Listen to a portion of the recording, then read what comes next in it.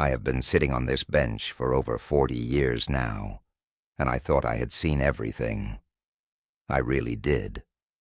I have heard every excuse, witnessed every kind of human behavior, seen wealth and poverty parade through these courtroom doors in equal measure.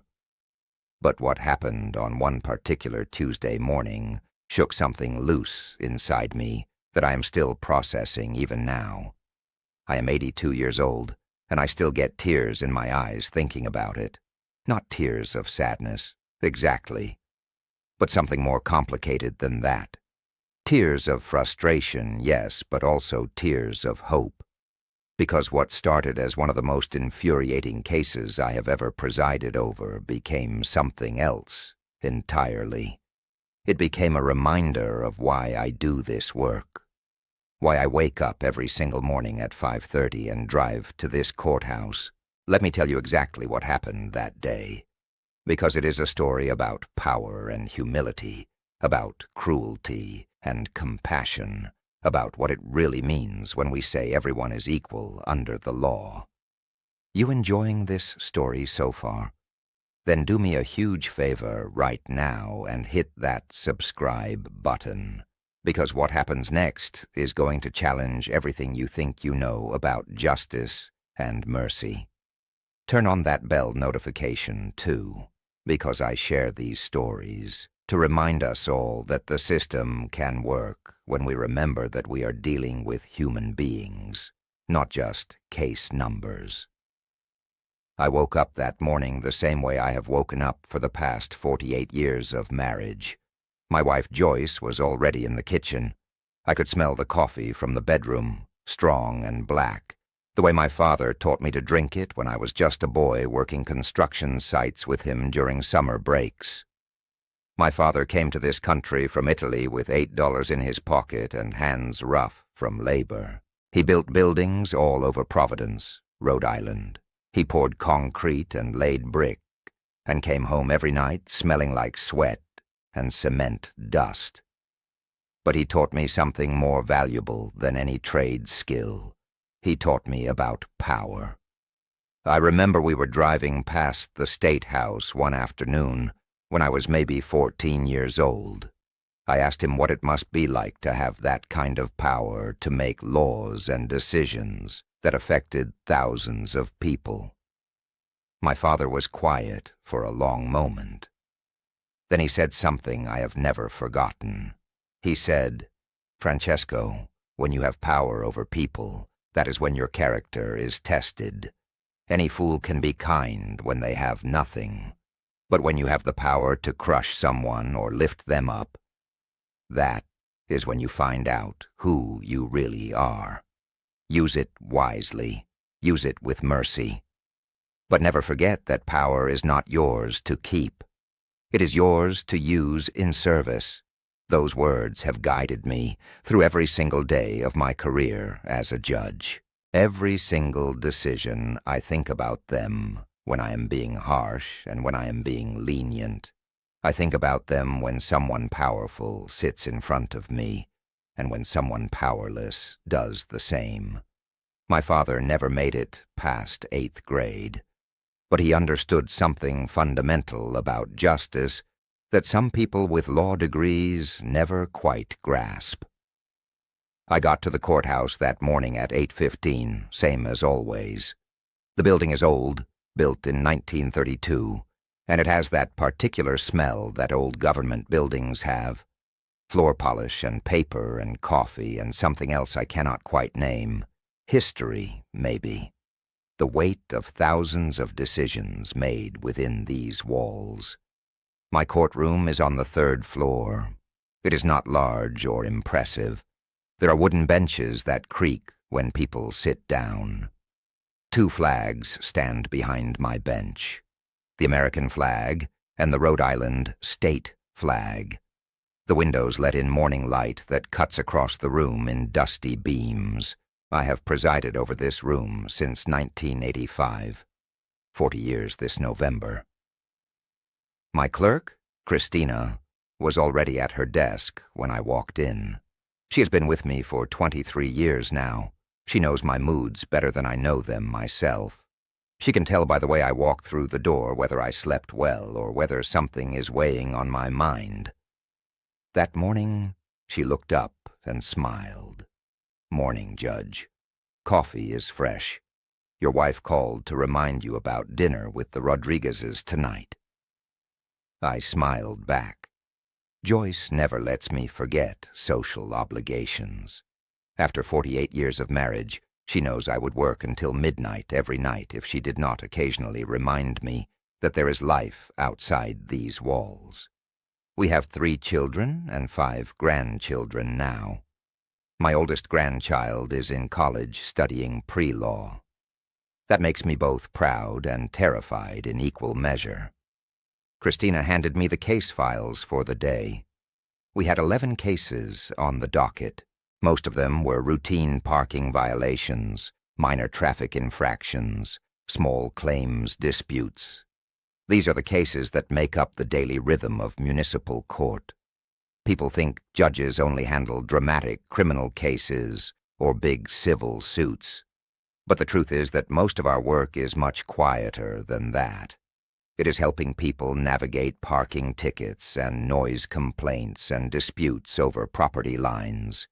It is unglamorous work, but it matters.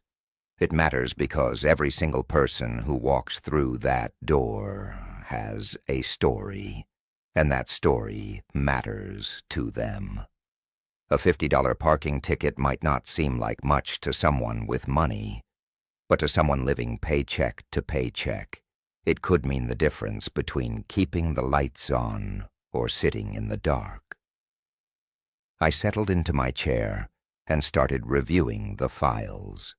The first few cases were straightforward. A college student who parked in a resident-only zone because she was late for class. I reduced her fine and gave her a warning. An elderly man who got a ticket because his registration's sticker had fallen off, even though his registration was current. I dismissed it entirely. These are the moments where discretion matters. The law is not just about rules. It is about wisdom. It is about understanding context and circumstances and applying justice in a way that serves people, not just the system. Christina came over around 9:30 with a fresh cup of coffee and a look on her face that I recognized immediately. It is the look she gets when something unusual is coming. "Judge, you should look at case number 74321. It is scheduled for 10:47. I flipped through the files until I found it. The defendant's name was Marcus Whitmore, III. Even the name sounded entitled. I scanned the details. Parking violation in an emergency vehicle zone at Rhode Island Hospital. Multiple prior violations represented by counsel from Morrison and Blake, one of the most expensive law firms in the state.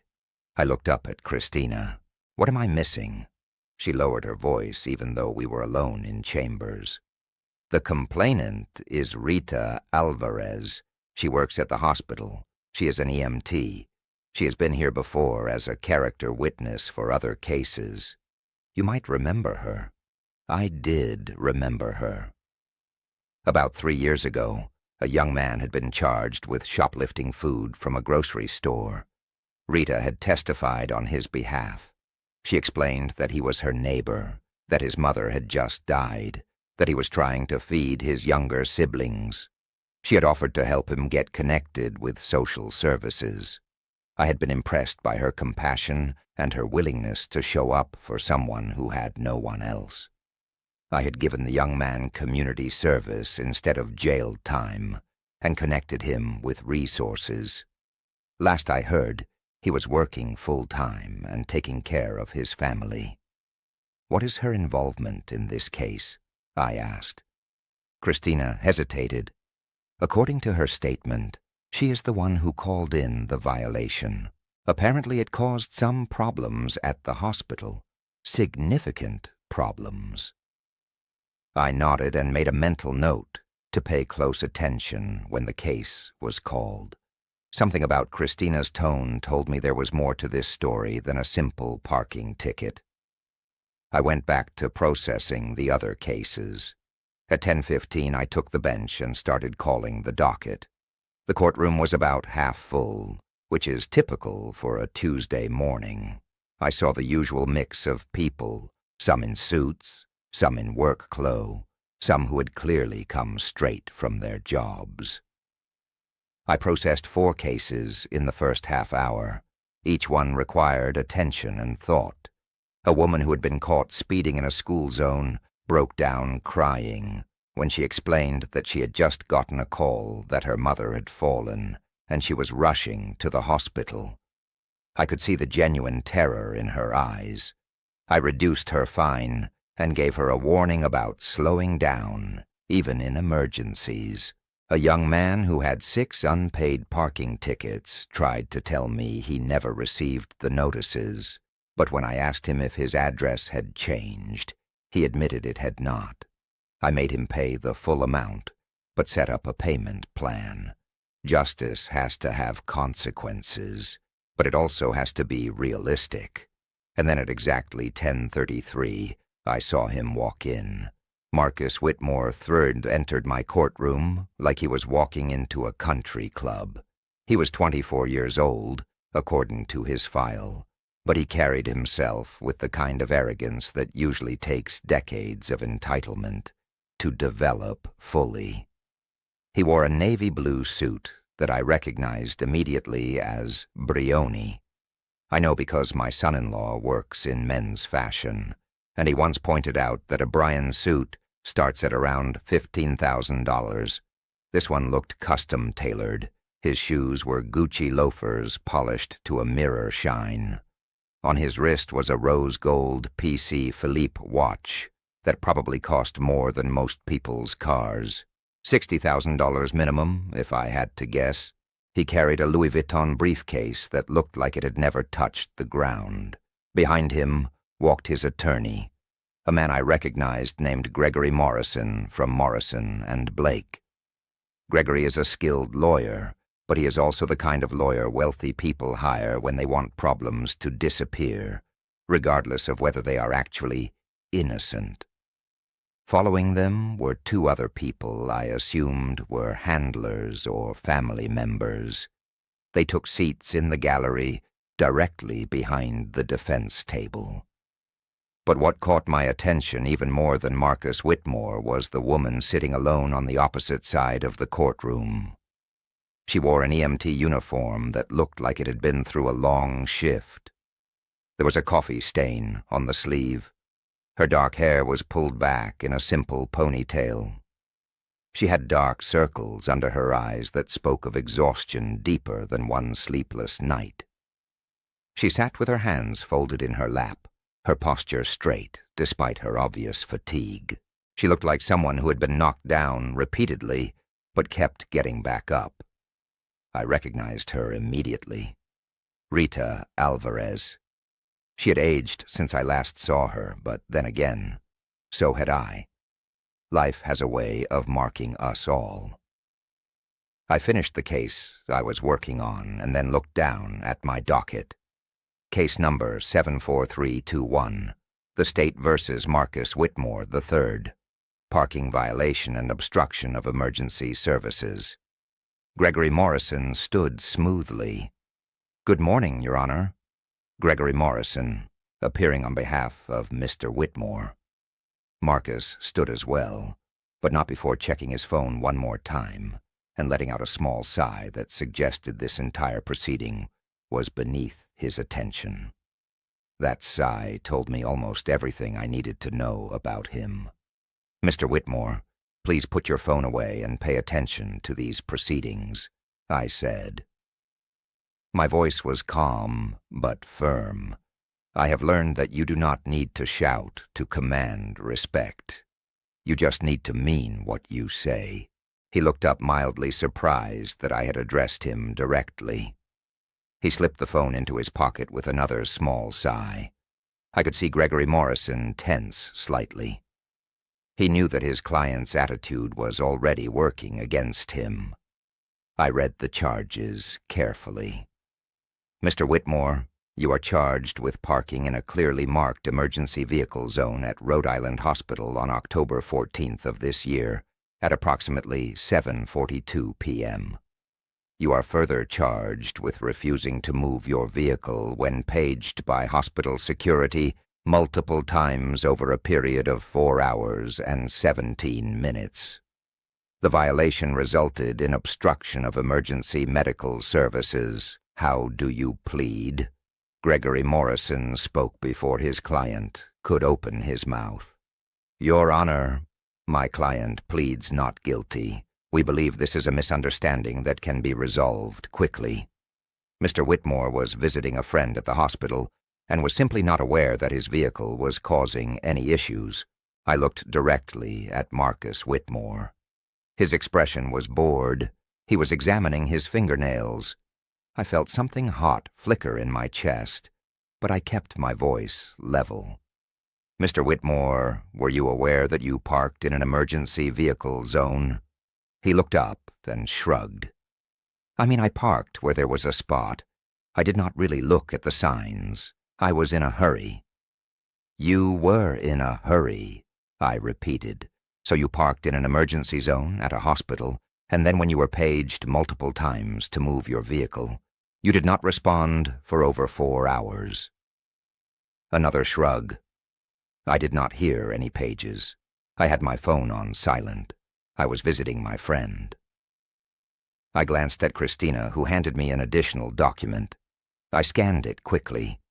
It was the security log from Rhode Island Hospital showing that they had paged Marcus Whitmore by name 7 times over the intercom system, and had also sent hospital security to locate him twice. They had finally tracked him down in the hospital cafeteria, having dinner at approximately 11:53 p.m. According to the report, when security informed him that his vehicle needed to be moved immediately, he had responded, "Yeah, I will get to it when I'm done eating." I looked back at Marcus. According to the hospital security report, you were located in the cafeteria and informed directly that your vehicle was blocking emergency access. You told them you would move it when you were done eating. Is that accurate? Gregory Morrison leaned forward. Your Honor, if I may, I am asking your client, Mr. Morrison. Marcus shifted in his seat. For the first time, he looked slightly uncomfortable. I do not remember exactly what I said. It was weeks ago.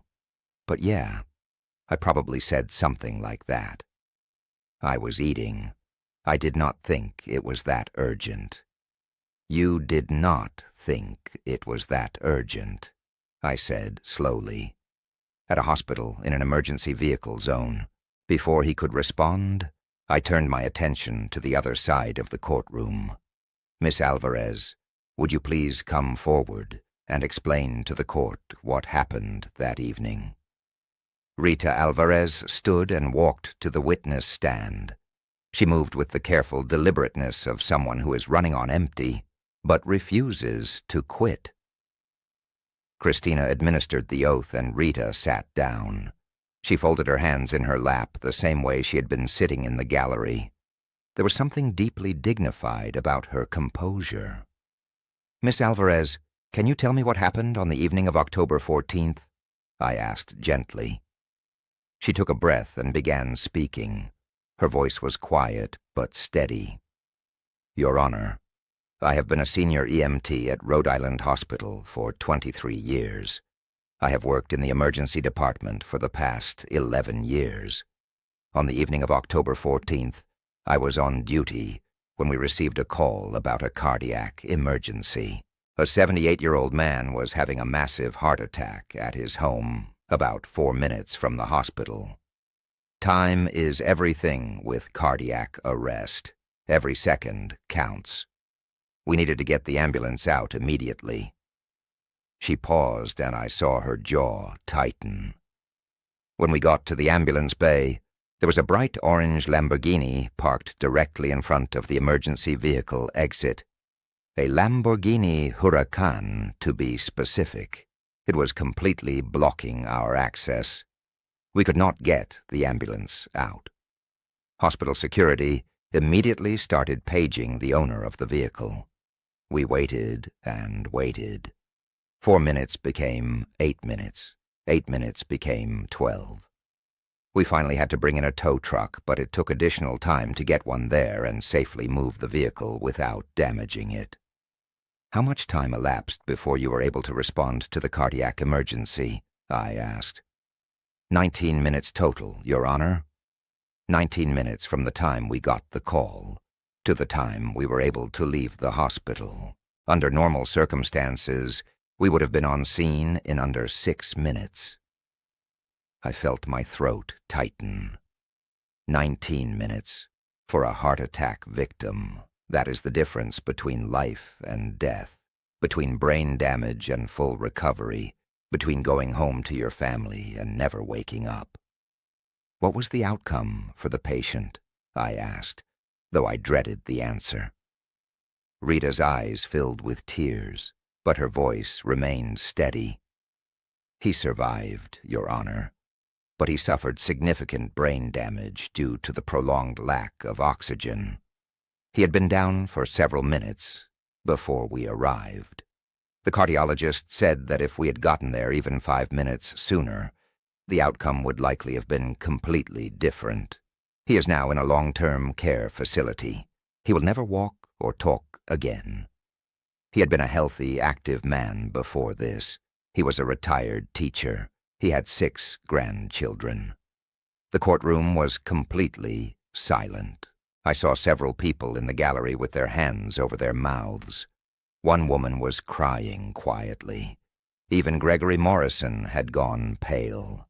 Marcus Whitmore, however, still looked largely unmoved. He was staring at the floor, his expression suggesting that he wished this whole thing would just be over. I looked at Rita. "Miss Alvarez, I need to ask you about your personal situation. I understand this case comes at a particularly difficult time for you." She nodded slowly. "Yes, Your Honor. My husband David died from cancer 2 years ago. Stage 4 pancreatic cancer. The medical bills were overwhelming even with insurance. I'm still paying them off. I work 2 jobs now. I do my EMT shifts at the hospital, and I also work weekends doing private medical transport. I have 3 children. My oldest is in community college. My middle child is a junior in high school. My youngest is in 8th grade. I'm doing everything I can to keep us afloat. I thought I had seen everything in 40 years on this bench, but something about Rita's quiet strength cut through every defense you build up as a judge. Here was a woman who had lost her husband, who was drowning in medical debt, who was working herself to exhaustion to provide for her children, and who still showed up for her job every single day to save other people's lives. And she had been delayed from saving someone because a 24-year-old trust fund kid could not be bothered to move his luxury sports car. "Thank you, Miss Alvarez," I said softly. "I know this is not easy for you to relive." She nodded and returned to her seat in the gallery. I turned back to Marcus Whitmore. He was now looking at his lawyer and whispering something. Gregory Morrison was shaking his head slightly, trying to get his client to stop talking. "Mr. Whitmore," I said, "do you have anything to say about what you just heard?" He looked up at me. "Look, I am really sorry about what happened to that old man. That is terrible. But I did not know there was an emergency. I was just parking my car. It is not like I did it on purpose." "You parked in an emergency vehicle zone at a hospital," I said. "And when you were paged multiple times, you ignored those pages. And when security found you and told you directly that your vehicle needed to be moved, you said you would get to it when you were done eating. Does that sound like someone who did not know it was important?" Gregory Morrison stood quickly. "Your Honor, my client acknowledges that he made a mistake. He is young and he exercised poor judgment. We are prepared to pay the fine associated with this violation and move forward. In fact, my client's family is willing to make a generous donation to the Rhode Island Hospital Emergency Department as a gesture of goodwill, perhaps $10,000 to support their excellent work. I sat back in my chair and stared at Gregory Morrison. I have been a judge for 40 years, and I have heard every variation of the "my client will write a check and make this go away" defense. But this one made my blood pressure tick up in a way that few things do anymore. Now let me pause here for just a second. I need to ask you something. Have you ever dealt with someone who thought they were above the rules? Someone who believed that money and family connections meant consequences did not apply to them? Leave me a comment, because I actually read them. And if you are feeling this story, if it is touching you the way it touched me, hit that like button for me, because what happens next is something I am still proud of years later. "Mr. Morrison," I said carefully, "let me make sure I understand this correctly. Your client broke the law. Your client's illegal parking directly contributed to a delayed emergency response that resulted in a 78-year-old man suffering permanent brain damage, and your defense is that his family will write a check to make it go away." Gregory Morrison had the decency to look uncomfortable. "Your Honor, I am simply trying to find a resolution that acknowledges my client's error, while also demonstrating his remorse and commitment to supporting the institution that was affected." "His remorse," I repeated. I looked at Marcus Whitmore. "Mr. Whitmore, are you remorseful?" He shrugged again. That shrug was starting to feel like a personal insult. I mean, yeah, I feel bad that the guy had a heart attack, but it is not like I gave him the heart attack. I just parked in a spot. People are acting like I am some kind of criminal. I felt my father's voice in my head. When you have power over people, that is when your character is tested. I took a slow breath and glanced at Christina. She was watching me carefully. She could see that I was holding back something stronger than my usual measured responses. "Your Honor," Gregory Morrison said quickly, "perhaps we could take a brief recess to discuss." "No," I said firmly. "No recess." "Christina, do we have any additional information about Mr. Whitmore's driving record?" Christina nodded and brought forward another file. I opened it and scanned the contents. What I saw made everything click into place. Marcus Whitmore III had 6 previous parking violations in the past 4 months. 3 of those were in emergency zones. 1 was in front of a fire hydrant. 1 was in a handicap spot without a permit. 1 was in a loading zone at a senior center. Not one of these tickets had been paid. Every single one had been marked with a note that read, "Resolution pending through family attorney." "Mr. Whitmore," I said, "you have 6 prior parking violations in the past 4 months. 3 of those are in emergency zones."